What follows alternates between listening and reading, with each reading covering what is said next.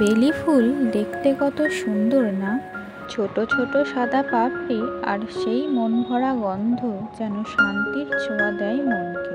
কিন্তু সবসময় তো আর বেলি ফুল পাওয়া যায় না, তাই ভাবলাম নিজের হাতেই বানিয়ে ফেলি একটা বেলি ফুলের গাজরা। তাই এক টুকরো টিস্যু পেপারকে ধীরে ধীরে কেটে নিলাম পাতলা করে, তারপর টুথপিকের সাহায্যে আঙুল দিয়ে পেঁচিয়ে নিলাম। এইভাবে একটু সাবধানে পেঁচিয়ে নেবে যাতে টিস্যু পেপারটা টুথপিকের খোঁচায় ছিঁড়ে না যায়।